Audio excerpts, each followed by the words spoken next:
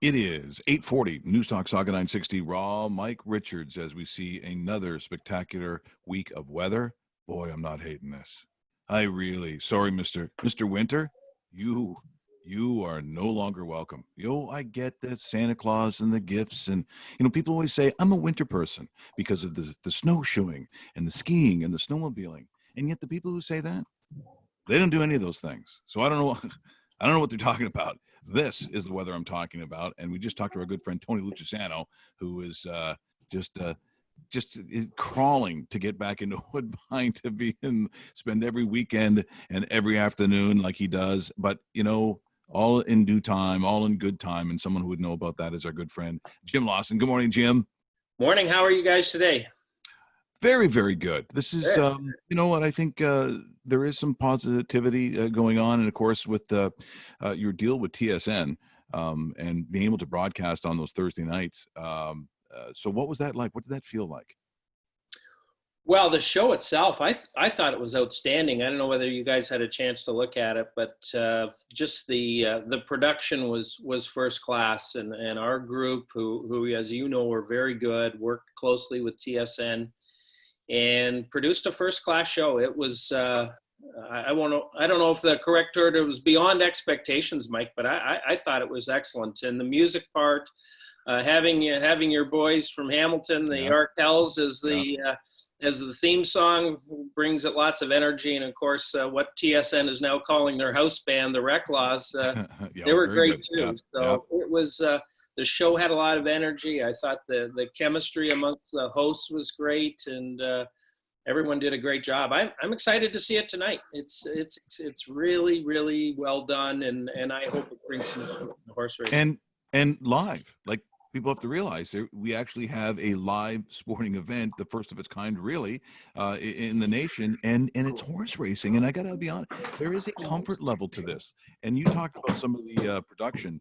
We had, by the way, we had Jason Portwando on last week, and with everything that has happened in this world, and you always wonder how certain things connect. So with the protests and Black Lives Matter, the one thing that it has done, it has got a lot of us, here I am, a middle-aged white guy from Stouffville, Ontario, who look at everybody basically and just see them the same. In Canada, we don't have sometimes a lot of those biases, but that doesn't mean it doesn't exist. So I asked Jason Portwando questions that, Jim, I've known him for years, but I asked him questions that I've never asked before, like personal questions. Have you suffered from this? Has this ever happened to you? Do you find this? He was so good. It was so gravitating, as much as, and everyone loves Jason anyway. I mean, what's not to like? The guy's outstanding. But his take on that world was absolutely one of the most, it was almost jolting, because it was so personal to him, and he delivered it in such a magnificent manner that, again, I've always talked about Woodbine, the quality of people that work there. That was just an example of how those two worlds for me actually collided, when you wouldn't necessarily think, well, what would Black Lives Matter have anything to do with the horse racing industry, with Woodbine? And there it all was in one segment, and it was so I think momentous, at least to me, in terms of moving things forward. So everything is sort of touched upon in that world, regardless of where you think it might be, and how could possibly protests seep into the world or be a part of Woodbine. There was a great example of it, because it was a wonderful moment. It really was. Yeah, well, that's good to hear, and not surprising coming from Jason.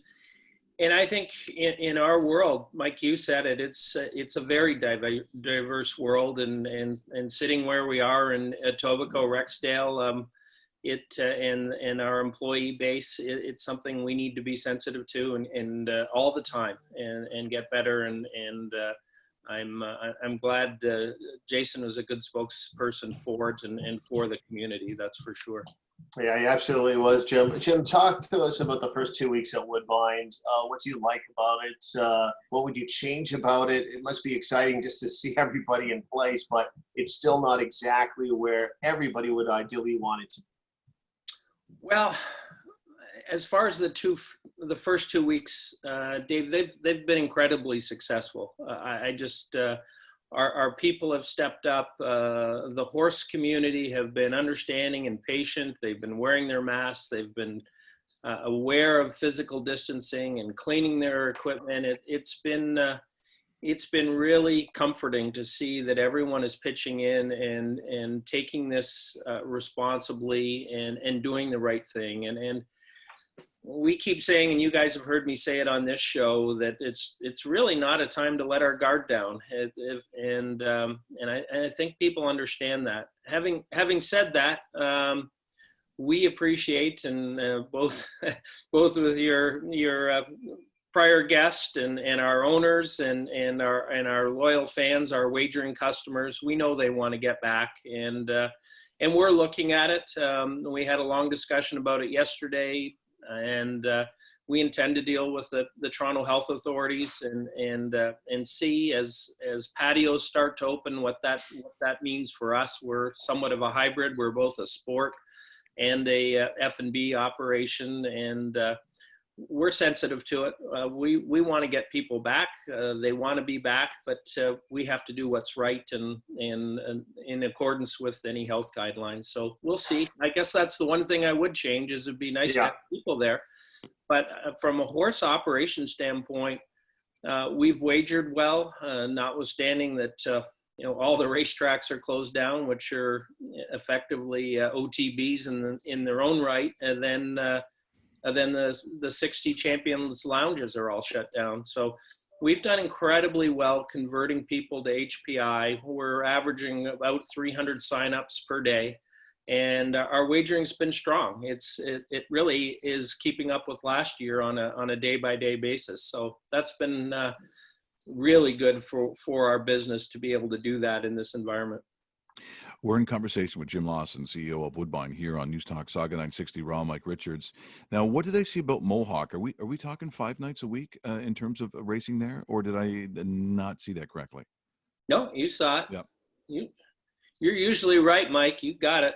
And yeah, 5 nights a week. We've got a lot, and not only if you look more closely, you see we're pretty much 10 horse fields.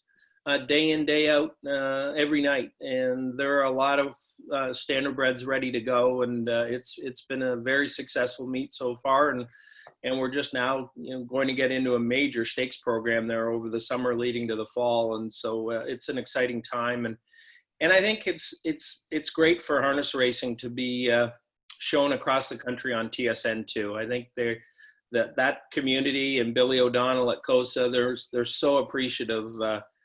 For the national broadcast, and TSN have been great, and working with 2 sites is not easy, as you know. We need two dome production trucks, and it was not an easy task to bring both breeds onto the program. I believe it. Jim, let's talk more about HPIBet.com. How does it work exactly? I know a number of my friends do have accounts with that. Could you tell us maybe a little bit more for any of our listeners that are wanting to be part of that sign-up process? Well, it's a case of simply going to hpi.com. Dave, you said it right, and signing on and getting an account. I believe, of course, you need a credit card and have to go through. You have to be of age 18, so I think you have to likely produce your driver's license or your birth certificate as ID, and it's a wonderful system in terms of wagering. I think our team, our technology team, have improved it over the years. It's simple to use. You can watch the races. You can watch the races from any track in the world for the most part. If you were tuned in now, you'd be seeing Australia or Royal Ascot or something at this time. So it really is a good system. It's a robust system that's used across Canada, and I think that people who sign on to it, Dave, will enjoy it. It's easy to use. Jim, what I think is really interesting, and you're probably not at this place just yet, but for the businesses that have had to find different ways of getting their product out there, whether it's a restaurant and an accountant, it really doesn't matter. It seems that that ingenuity is a big part of what we're doing right now, and they might take certain aspects of what they have found during this difficult time and say, you know what, this actually is not a bad idea. There are elements of what we've had to do to survive as different businesses in different areas have. I will be really curious to see what Woodbine takes out of this period of time, because I'd be hard pressed to think there isn't going to be a couple of things that you're going to look over and go, you know what, this actually was a pretty good way of doing X. I don't think you're there that you've only been doing this for 2 weeks. TSN's only had only had a couple of weeks of this, but I'm not going to be surprised if you find something that is advantageous for your business. Yeah, I think, as you say, Mike, there are a lot of lessons learned coming out of this time, and where you're challenged is how do we do things differently. And I think every business is taking a look into the mirror right now and saying, geez, some things are working really well. I mean, the obvious one is people staying at home, and maybe they're effective, more efficient working from home, and just what we're doing now, whether it's Microsoft Teams or Zoom or whatever product a company is using. I think the opportunity to get together in that way has been effective and efficient too. And so as it relates to our customer, I think we're going to see just improvements in technology and how to do the outreach, how to use social media better, how to market better. I think that our hands are tied in so many ways right now, not being able to face and be with the customer, and we're using social media platforms to engage with them. And I think we're doing a good job, but we're learning a lot. And I think coming out of this, we'll have learned a lot on how to engage with our customer through technology. We're in conversation with the CEO of Woodbine Entertainment, Jim Lawson. Jim, I'm getting a question via Twitter right now from one of the fans of Woodbine.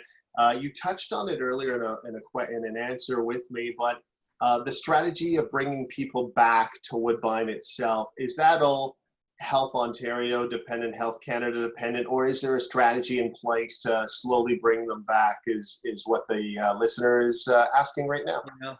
Well, there certainly is a strategy in place. We have draft plans at both racetracks as to how we would do it slowly, but we, again, much like the other racetracks who are looking at potentially opening patios, we're working with the local health authorities, and we'll have to follow the guidelines in that regard. But we are going to try and move it back.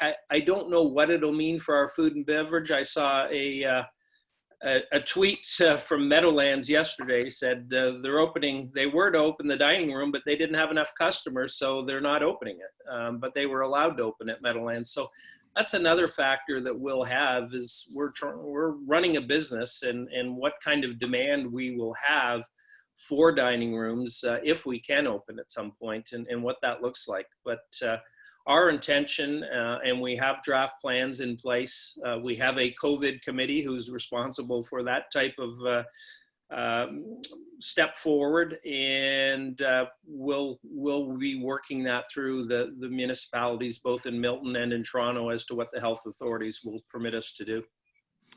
Oh yeah, Dave will too can play that game. I also have a question from somebody who is very important, and he wants to know when fans actually get back to Woodbine, will there be a day of free drinking? That from a listener just came in now. That, I would save that listener only if they've celebrated their birthday in the last 5 years. Oh, look at you. Well, and then it's free. It's there free you there. go.